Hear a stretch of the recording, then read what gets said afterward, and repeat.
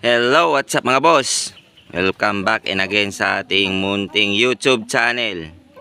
So, nandito na naman tayo sa ating munting manukan mga boss. Ito na nga yung ating alaga na asel na bulik. Yun.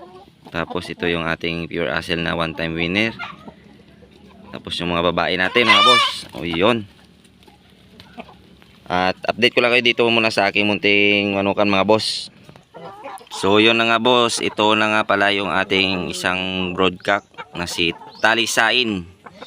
Isa sa mga project breeding ko ngayon na December mga boss. Yun, ganyan pala siya kalaki mga boss. Lagpas to siya sa flying pins o sa square pin. Sa square pins na tinatawag mga boss, yung sa 3x3 ba yun?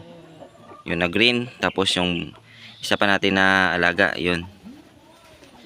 Si Tanaka Asel natin na brood hen na 7 months na pero hindi pa rin siya nangingitlog, pero pumuputak-putak na siya, indication na malapit na siyang maitlog. At ito yung project ko na broodcock. Silang dalawa yung paparisin natin para makapagpaproduce tayo ng malalaking sisiw at malalaking manok. Oy, at nandito tayo sa aking breeding cage mga boss. At ito pala yung ating brood hen na si Pure Asel. At yan yung isa natin si Pakistani Asel na nabili natin kay Sir Dutch selection ng Sultan Kudarat mga boss. At yun na nga, mayroon tayong 4 na nilang itlog at malalaki mga boss. Yun o, malalaki yung kanyang itlog. So sana ay pala rin yung breeding natin sa kanila. Ito ay warrior type natin.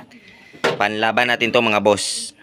Update ko rin kayo dito sa kabila nating breeding kay Belgian Asel natin, nakakross sa Pure Asel pa rin natin. At nandito tayo sa isa pa nating breeding area o breeding cage mga boss. Ito pala si Belgian Asel natin. At ito rin yung isa natin na Pure Asel mga boss na old line.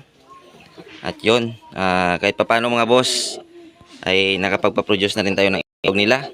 At meron natin silang 3 itlog. At tingnan nyo mga boss, ang lalaki ng kanilang itlog. So, maswerte tayo sa breeding natin ngayon dahil nakapagpaproduce na tayo mga boss. At medyo panay yung ulan dito sa area ko mga boss, kaya medyo maputik yung area natin dito sa breeding area. So, ito lang muna yung update ko dito sa aking munting manukan mga boss. Sana'y pala rin yung breeding natin ngayong December na makapag-produce tayo ng ating mga warrior type. At kung nagustuhan nyo naman yung video ko na to mga boss, ay pa-like, share, and subscribe to my YouTube channel.